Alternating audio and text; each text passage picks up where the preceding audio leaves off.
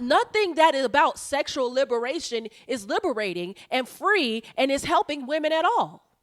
So where did we even get that concept, the devil, about, oh, being sexually free and fluid is going to help me? You could talk to any person that has lived, that is a woman that has lived a promiscuous life, and they can tell you it is nothing at the end. It was all for nothing at the end. That they were chasing identity. They wanted to be valued. They wanted to be affirmed. And they found that men affirming their body affirmed them, but it only affirmed them in the moment, not for a lifetime. A relationship with God is what's going to affirm you forever. The truth.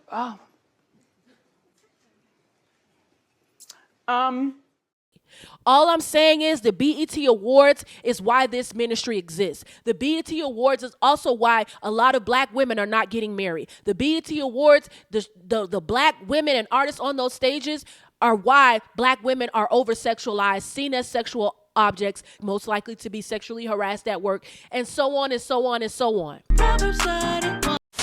For millions of black women, many blessed with brains and beauty, finding the right man is proving elusive. But why? Why do we have such low marital rates? And I'm not talking about black women marrying black men. I'm talking about men of all race wanting or desiring to marry a black woman. Single, black, and female. Well, research shows more and more young women of color are having trouble finding that special someone to marry. Why is it that black women appear to be undesirable when it comes to marriage?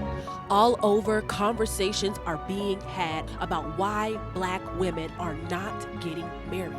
According to research, black American women are the least likely race of women in America to be married. This is a phenomenon. This is a problem. Marriage presents so many benefits, and black women, we are losing out. Why aren't black women getting married? I think I've come up with the answer, and I put it all together in my digital ebook. Marriage is for black women too. In this ebook, you will learn why I believe black women are not married, the benefits of marriage for black women, what God says about marriage, and ultimately what we can do as black women to not only get married, but to stay married. At the end of the book, I have discussion questions for you, your girlfriends, your small group, your church can look at and review so you can reflect on everything that you read. I believe that you're going to get a lot out of this book and maybe some answers that you did not know about why the black woman's marriage rate is so low. For black women out there that want to be married, have hope. It can happen. Get the ebook to see how you can get married and improve your chances. Please click the link in the description box to get your copy today. I know you've heard about the Houston STI breakouts. New at 6, an alarming health trend impacting a lot of women across our area. Syphilis skyrocketing in Houston. The Houston Health Department is calling the sharp rise in cases of the sexually transmitted disease an outbreak. Of all the cases Houston health officials are seeing, it's predominantly women of color who are most impacted. Nationally, there's been an uptick in syphilis cases, and health officials here say in many ways Houston is no different when it comes to what's happening in many major urban areas across the country right now. As a large urban jurisdiction, we've got to be really aggressive in our response when we see these kinds of cases because we have millions of people who may be at risk. Since 2016, syphilis cases in women have increased by 128%. New infections rose from 1,845 in 2019 to nearly 3,000 in 2022. Cases involving women who passed the infection onto their baby during pregnancy soaring from 16 cases in 2016 to 151 in 2021. To see the numbers rise in this alarming rate really sounded the alarm for us. Local health officials say they're seeing a lot of co-infections of HIV with syphilis, along with gonorrhea and chlamydia.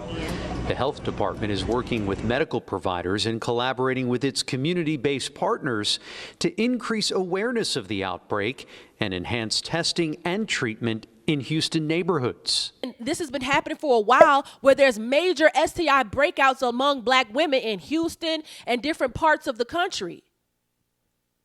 Black women having sex with just anybody and getting these diseases. And you know I've said this before, black women are more likely to have STIs than any other race of women, right? That's because our image and our behavior is showcasing that we don't have virtue.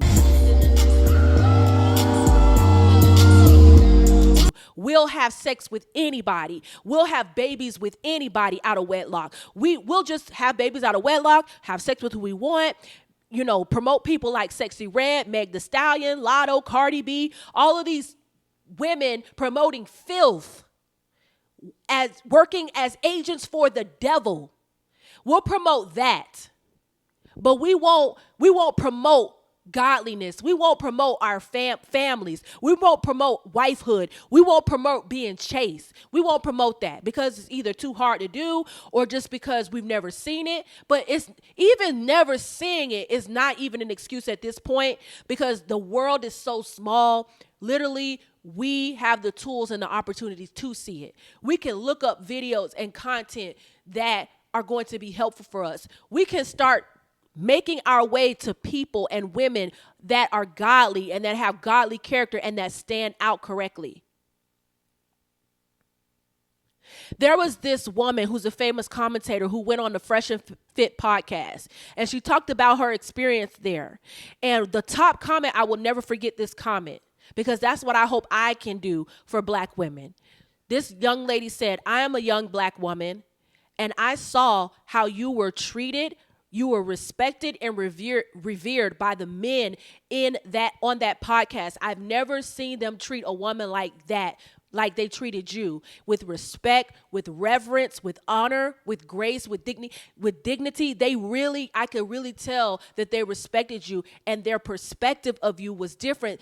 And I've never seen them do that. I realize now that the way I present myself to the world matters. And how I do that matters how men will treat me, will determine how men will treat me.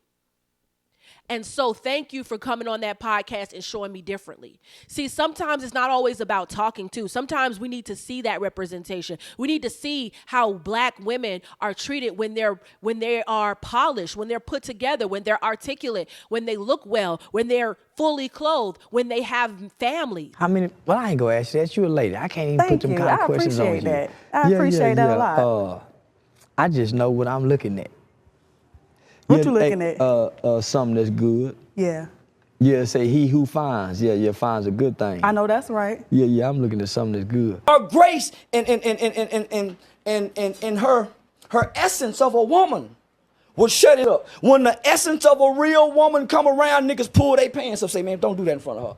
Then it's naturally will be done it because her presence of a woman, a bitch don't get that response. Oh, wait. Get that. And when a lady walk into a room, men straighten up. See, a lot of people actually do aspire to that. Black women still want to be married. Women in general want to be married, despite what feminists are saying. They still statistically want to be married. I've talked about this so much. I've gone over so many statistics on this channel. You should know everyone by heart at this point. You are absolutely right. But what I'm saying is, 60 years of feminism hasn't stopped Black women from wanting marriage. 60 years of feminism haven't stopped women in general from desiring marriage. It is innate in us because it's something that God wants us to do and have. And all I'm saying is, Black women, we have to understand how important our image is. We have to push away people that are trying to purposely keep us unmarried. At this point, it's demonic. It's always been demonic. But at this point, I think this is a well-executed plan by the demonic kingdom and by the powers that be that's around, corporations, whatever, who benefit from single Black women because we spend the most. I can guarantee you that this, at this point, is something that they're putting together to ensure that Black women are never seen as proper, never seen as wives, never seen as desirable for marriage, only desirable for sex, only desirable for lust, only desire for a quick pump and dump. But that is it. Because if we were to carry ourselves well, and if men were to see, of all races, were to see us as desirable for marriage, our community would change. Our community would be better. We would be our marriage rate would go up. Our children would be well and growing up in stable homes.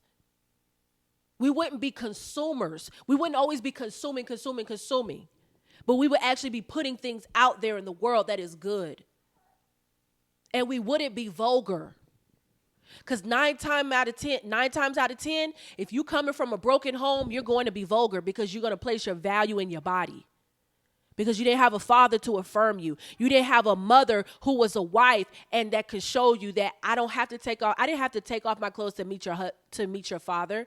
And your father respects me. Not seeing that makes us as black women do things to be valued in the sight of men. A lot of people say, well, what if they're just being sexually liberated? But who is that helping? Sexual liberation doesn't help women. It doesn't help women. It's the lust of the eyes. Twerking and gyrating on stage and putting out music about sex, that's not helping women at all. If you look at 60 years of feminism and the sexual revolution, that actually made it worse. More women are mentally depressed. Young women are committing suicide more than ever before.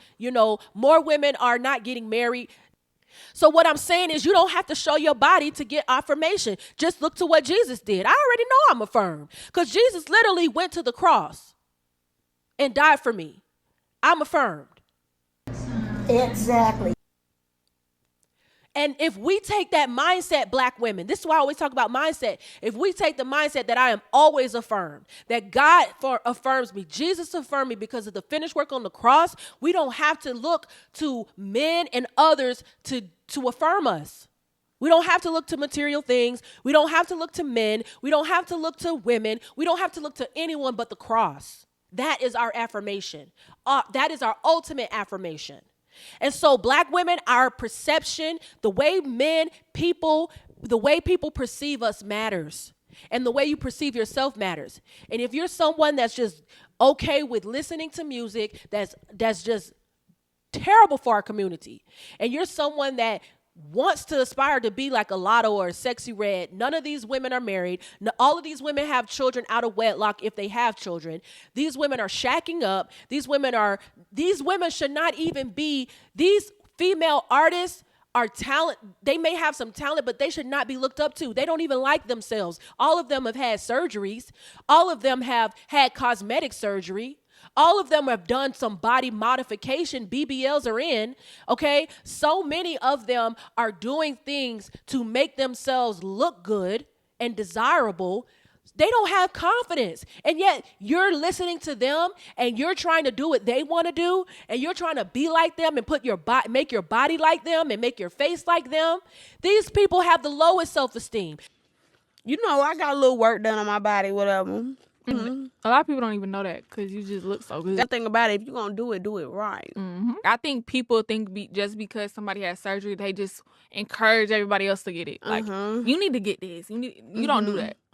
You be telling me, don't touch your body. Don't touch your face. I'm telling you, to all the young girls listening, all the women listening right now, I'm telling you from someone who's been there, done it. Find peace within your natural state.